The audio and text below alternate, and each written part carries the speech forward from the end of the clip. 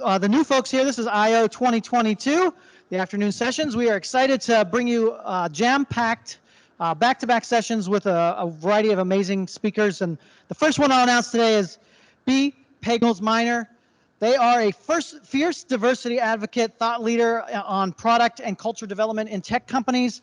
From Mississippi to Chicago to Silicon Valley, B has spent over a decade working with great products and companies like Sprout Social, Apple, and also as a senior product person at Netflix as well.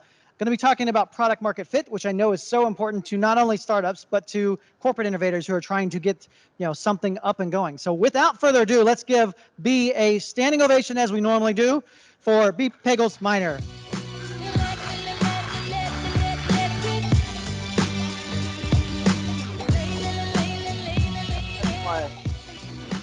Hello. You know, it's so funny. This is my first in-person conference since COVID started, and I'm still nervous every single time, which I think is hilarious. I've done hundreds of talks, and I still get nervous because I care so much about what I get to say to you guys today. So we're going to talk about product market fit. Right? So product market fit is one of those things where, it's when you have it, it's like so obvious, but when you don't have it, you're just like, why is this the one person in the world who doesn't want to go steady with me, right? And so how do you actually get there? Well, the first thing is actually defining what is product market fit. So I went through a lot of different places, and I think this particular definition from airfocus.com is really, really excellent. So it says product market fit refers to the way in which a brand's product is capable of satisfying the current market by supplying enough units of a high enough quality to meet demand. So that's a lot of fancy words, right? And I actually kind of hate fancy words. So what I really like is this really, really simple image that was kind of put together by Lenny Rashitsky. So if you like newsletters, if you like podcasts, there's this guy, Lenny Rashitsky, and his stuff is amazing. And so he actually says, you've made true product market fit is when you've made a product people want, you can find and keep people sustainably, and you can make a profit delivering this product to people at scale. But what I really, really think is important is that you can make a profit delivering the product to people at scale. Like, I think that's the most important part when you actually think about that. So then, coming back out of that, what does it actually look like? So Michael Siebel, who is the managing director for Y Combinator, he says the only way you know if you've built what customers want is because they are using it in an explosive and destructive way. If you're not getting explosive usage, you're not building what customers want. Or there aren't that many customers, which means you don't have a big business. So then I was like, hey, Michael, I'm this like normal person who saw this quote from you, and I wanted to know what you actually meant by explosive usage. And so then he was like, you got to go talk to Sarah Leary. So Sarah Leary is actually the one of the co-founders of Nextdoor. And I don't know about y'all, but Nextdoor is like one of my favorite apps to use. I love to see the shenanigans and the people who obviously don't have enough time, who talk about the craziest stuff. I'm like, why do you care that that person goes to their bathroom every day at 3 a.m.? I don't know. That's weird. But Sarah Leary and I had a really great conversation. And actually, she just she just joined a VC. And she actually talked about Nextdoor when it first started. And so when it first started, it was like, I don't know, let's say it's like a year in. And they decide, well, we really need to update, our platform, our infrastructure, because there's so much that we need to do. And so they decided really randomly, and I should say before I became primarily a speaker and investor, I actually was a product manager for, over a decade. And the one thing that we always talk about from product management perspective is like, how do you take down your service? Like, there has to be like a nimbleness. You have to be very thoughtful. Most of the times when you take down your service, it's the most arbitrary, random time. It's terrible for the team, but it's good for the customer. But for some reason, Sarah's team decided that they were going to take it down at like 11:15 a.m. Pacific time on a Wednesday, right? Like right before lunch. And it was the craziest thing. So she goes, yeah, we go to take it down. It's like 11:15. Then we all go to lunch. But then at lunch, I started getting all these emails. And then my front desk person starts telling me that we're getting calls. Like, we've gotten hundreds of calls. I have over 1,500 emails. And it was people being like, what happened to Nextdoor? By the way, like, we were planning an event in the community tonight, and like, we can't use it. Like, we won't be able to get together.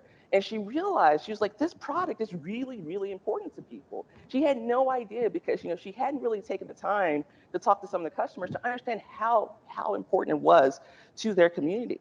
And so that incident was when she knew that it had explosive usage, right? Another great example is Twitter. So when Twitter first started, I don't know about y'all, so I was one of the first people to sign up, but it was down like all the time. Like, it was like every 4 days, Twitter would be down for an hour, or 2 hours, or 3 hours. And it's because they couldn't deal with how many users were on the site at any given time. And so that's how you know when it's being used and it actually destroys your product for people to use it.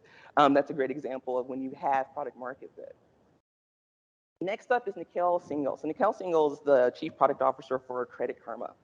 So his definition of product market fit is the value of each user is greater than the cost of bringing them into the product.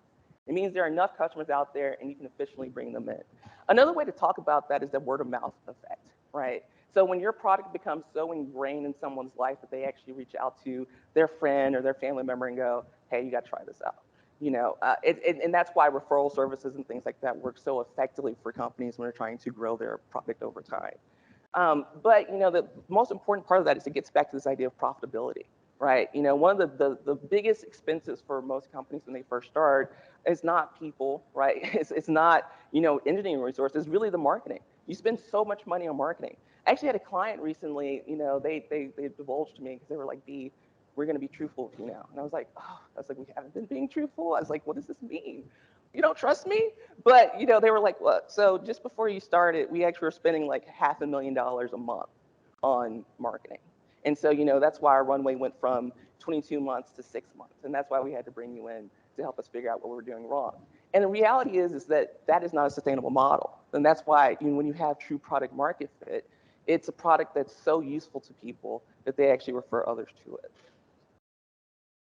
So then, Don Valentine, so this guy, he's actually considered the godfather of Silicon Valley VC. And he says, when the customers want your product so badly that you can screw everything up and still succeed. One of my favorite moments working at Apple, so I was the product manager over at App Store Connect. So App Store Connect, are people familiar with App Store Connect?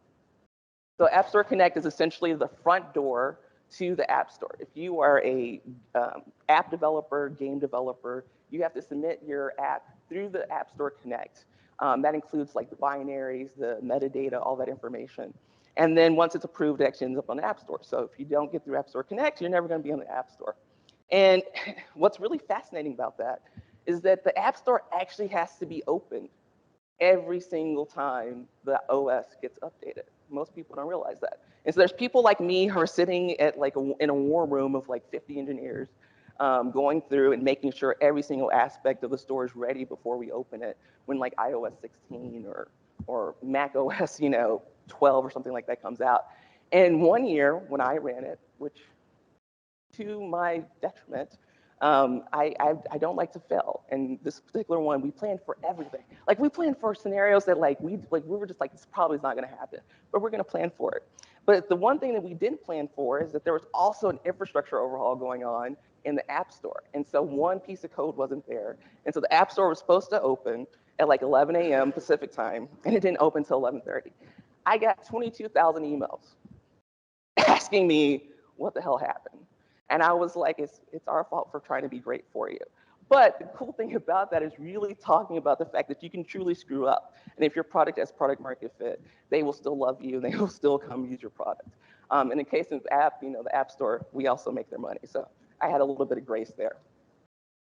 So then one of the number one questions I get is, how long does it take to get to product market fit? So I was looking at some really great data. And so these are examples of companies that actually had immediate product market fit. So Tinder, Dropbox, Instagram, Robinhood, Snapchat, Patreon, all those types of companies. And it's really interesting because then you kind of go out for 6 months and then you have Lyft, you have Discord, PayPal, Caviar, YouTube. Less than 1 year, it's SnackPass, DoorDash, Rover, Uber, Instacart, Duolingo. Less than 3 years, Netflix, Substack, Airbnb, Coinbase, Hipcamp, OpenTable, Udemy, Calm, Cameo. In less than 10 years, Thumbtack, and Roblox. So first of all, these are all B2C examples because it's very difficult to do the same thing for B2B. Because a B2B company can have product market fit with just one customer. If you have a customer who's willing to pay you millions of dollars, you got product market fit. You're pretty good to go. But you have B2C companies, and I think they're great examples because it also shows that you can end up with that billion-dollar opportunity even when it's not clear how long it's going to take for your product market fit. And in fact, with Lyft, which I love the Lyft story. So basically, Lyft started out in San Francisco. And even when they only had 3 to 5 cars and they restricted it to employees, they were able to make so much money from this small experiment that they were confident that they had product market fit. So then they immediately went over to LA and they were like, let's do the same thing. And it did not work. It was terrible. Like, no one in LA wanted to trust it. And it's really interesting because LA is such a car culture, but it is also not a place that people tend to necessarily drink a lot outside of the home. And so as a result, they were just like, well, actually, we need to talk about trust and how much easier it will be because you won't have to deal with traffic. So they had a completely different approach. And then 6 months into it, they actually had product market fit in LA. And so again, it's one of those great examples of it's a no-brainer product, but depending on where you are, it may not make sense or the way you approach it might be very different. Another great example, I think, is Netflix. So what was really interesting about Netflix, and this is actually when they were still a DVD company, some folks in here, based on the fact that y'all are like very young in college, you may not remember when it was a DVD company, and that's cool. I'm happy for you because DVDs are weird. But ultimately, what's really fascinating is that they started out and instantly, as soon as they had, they put out there, like their first focus was, let's have as many DVDs as possible, and no one cared whatsoever. Like they were like, no, we don't care if you have indie, we don't care if you have that horror, we don't care if you have that one weird sci-fi movie that came out in 1995, that no one else cares about. What actually ended up working for them is actually having it be no late fees, one subscription, and you can have as many out as you wanted at a given time. And that's what the key point was for them. So they essentially didn't change their product. They just changed the value that you got for their product, again, to find that product market fit. So then, one of the things I really love about this is there are different ways in which you can actually break this down. So there's this idea of, you can have lightning in a bottle, which means that as soon as you release your product, like it's instantly clear that you have product market fit. Then you have delayed lightning where it's like, oh, well, it's kind of clear, but the growth is not going as quickly as we think it should go. So we think there's delayed. A foothold is happening when you have this opportunity where there's a clear group of people who really value this. Instacart's a great example of this. So in Instacart, it was very clear to them because they had examples of New York and LA where people definitely wanted to have delivery of groceries.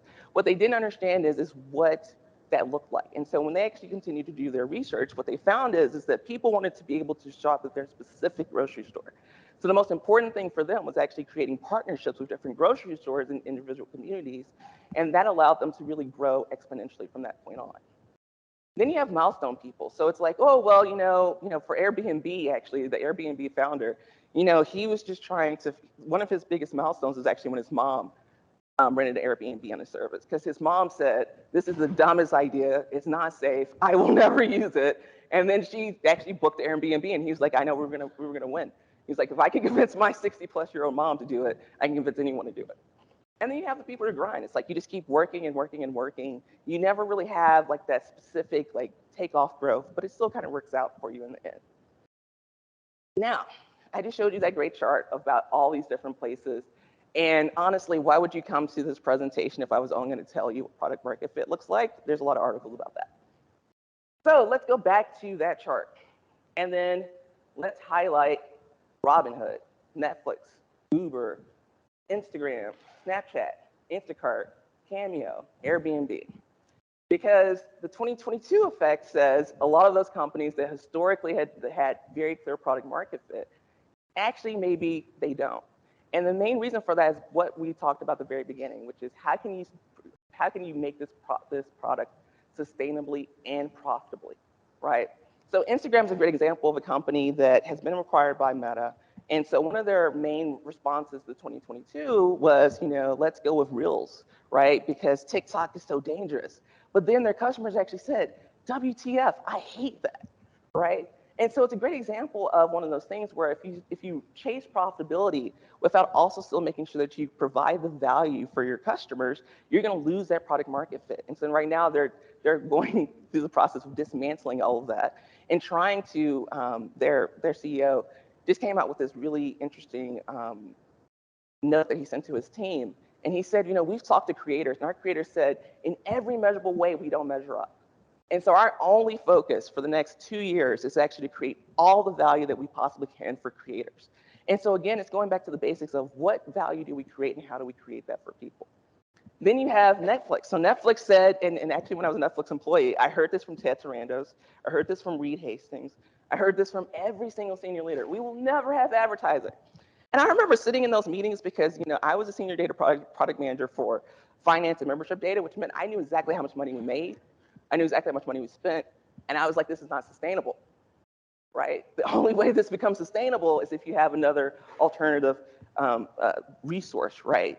And so that became ads. And so when they pivoted to their ad strategy, I was like, yep, that's what I kind of expected. And thank you, because my shares need to go back up. I got a kid now. This is expensive. But yeah, no, but it is this idea that, again, they're going to be struggling with product market fit, because what does it look like? What do ads look like at Netflix? How do you make the most sophisticated, sexy ads? Because you've basically told your customers for their entire lives they will never have to look at an ad on your service. And so now they have to reconsider what value do we provide to people to ensure that they will not feel like our service is devalued with ads. Then Warner Brothers Discovery. By the way, if they mess with HBO Max, they don't have a problem on their hands, because, myself and others, that's our favorite. But Warner Brothers Discovery is one of those things where it's very interesting, because their new CEO says, hey, we actually don't need to own everything. We don't have to have only our content on our service. Let's actually put our stuff everywhere, because we need to monetize in any way possible. And so the question really becomes, like, this is a completely different product market fit solution than any other streaming service out there. Can you really make money sustainably and profitably if you don't own every aspect of the wheel? You don't know. It's a really interesting experiment. I don't know if it's going to work, but I do know if HBO Max still stays there, they'll win a lot of awards. Lastly is Microsoft. Microsoft is doing something very similar. And I think it's very interesting. So Microsoft is just saying, hey, we're not profitable enough. We're not making enough money. Let's create partnerships. And that's something very interesting. What other tech companies doing that? Microsoft is very explicitly saying we're going to work with Amazon. We're going to work with Google. We're going to work with anyone to get our products out there as much as possible. So we'll see how that goes. And then honestly, pivoting just makes sense. Like all those companies pivoted. I went through and I did some research to figure out who the top 10 companies were for any period of time. Right now, up on the screen, you have the top 5. And what's really interesting about this is that it changes dramatically almost every decade, right? The types of products that are interesting, the things that are most important. The only thing actually that stays in the top 10 this entire time is Exxon, right? Well, because, we kind of need oil. Hopefully one day we won't, but we kind of need it. So it's the only one. It has a product that absolutely everyone in the world uses in some way. No other company has that type of leverage over the industry. So for the rest of us, we just have to keep pivoting because it just makes sense. So finally, Adam Grant is a prolific author. One of my favorite books by him is called Give and Take. It's about givers and takers and the different personalities. And I love this quote because he says, there's a fine line between heroic persistence and foolish stubbornness. Sometimes the best kind of grit is gritting our teeth and turning around, right? When I talk to the founders, the VC companies that I consult with, this is something we talk about all the time. Like, it's amazing how often founders are so afraid of giving up on their original thesis. Even if the data is showing very clearly this isn't working, right? One of the companies actually I work with, he's actually the exact opposite. We started off with a social media management platform that could do Web3 stuff too. I'm going to be the best musician crowdsourcing app in the world. And I was like, you know what? I don't really get it, but we're going to make it work, right? And that's what's really cool about someone like that, is because it allows him to creatively think about all the different ways that he can actually execute on a specific idea and how it can move forward from there. So that's my last slide, folks. Now we're going to get into some questions. Lots and lots of questions, hopefully.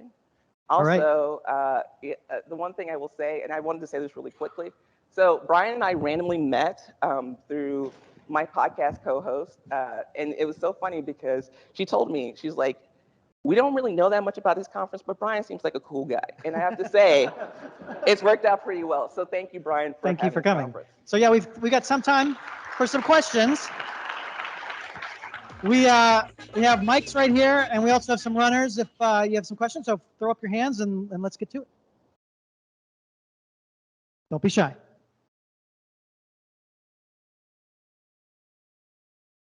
I'll run. You want to grab one, go over to one of the mics? Yeah. Yeah, so you talked a little bit about like successful companies pivoting or the change in like the most successful large companies. When you are growing and you are somewhat successful, how do you know when it's time to change your business model or time to look at something else, even when like you're seeing success? Yeah, so first and foremost is when your churn rate starts to fluctuate greatly, right? So churn rate stabilization is generally an example when you have product market fit. If your churn rate starts to decrease, like, kind of inconsistently, right? So like maybe, in January you're 30%, in February you're 35%, in March all of a sudden you're 25%, you have to start thinking about it. Because one of the things about that is that you're most likely making money, right? But your churn rate is starting to be unpredictable. And that's usually a sign that you have a product market fit problem on the horizon. Great question. The mics are open. We have a couple more minutes for a couple more questions. So you mentioned that the brands you were talking about were mostly B2C. What about product market fit in the enterprise space, like in healthcare? Yeah, so it's actually so funny. That's why I said this isn't B2B, because like product market fit in B2B is much more complicated, right? Because it's much more like I said, you can have one client and make a ton of money and sustain your business very profitably, right? And so that's one of the complicated things there. What I would say is that, so when I was at Sprout Social, one of the things that we pivoted from being a small and medium business solution to being an enterprise solution. And so what we've looked at there is being able to grow year over year the amount of products that they bought from us. So being able to have that type of growth year over year is usually an indication that you not only are providing value, but you're increasing the amount of value that you provide. And so that's a good indication that you have product market fit.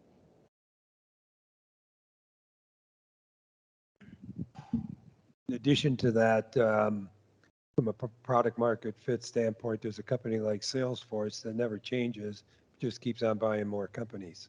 So can you speak to that?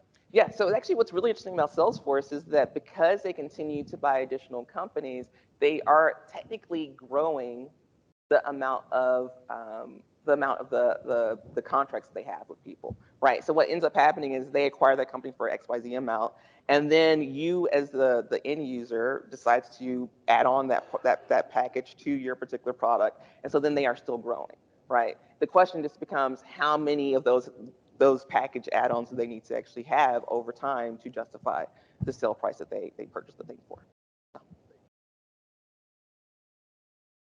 All right, last chance. All right, let's give a warm welcome again for B. Thank you for coming.